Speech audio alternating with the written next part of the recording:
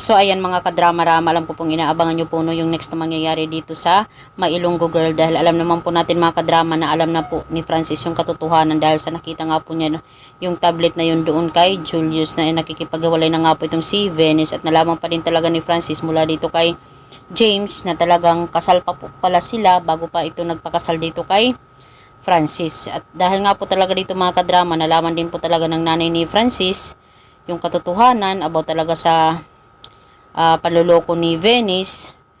Imbis na magugustuhan na sana siya ng pamilya ni Francis, hindi na lang, dahil nga po sa ginawa niya, at dahil nga po talaga dito ay kinonfront talaga ng kanyang mama ni Francis itong si Venice, na sinabi niya, paano mo nagawang lukuhin ng anak ko Venice, pagbabayaran mo to, ganito ganyan, yung mga sasabihin niya.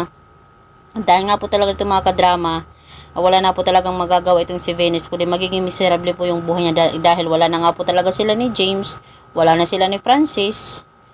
Ada ngayon, yan na yung kanyang kahantungan dahil sa mga maling desisyon niya sa buhay. 'Di ba? Imbes na maganda yung buhay niya dito kay Francis, kundi i-develop na lang yung pagmamahal niya dito para kay Francis, wala. Si James pa rin talaga yung pinili niya. Pero itong si James, nalaman din ni Venice na ng bababae, ay wala, nasaktan pa rin siya, 'di ba?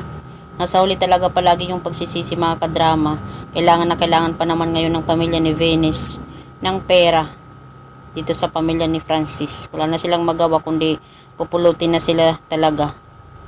So mga kadrama, abangan na lang po natin yung next na mangyayari dito sa Mailonggo Girl. Don't forget to please like, share, and subscribe my channel para sa susunod na video mga kadrama is ma-update ko po kayo. Thank you so much for watching. Bye! Abangan na lang po natin mga kadrama yung next na mangyayari. Thank you so much for always supporting my channel. Bye!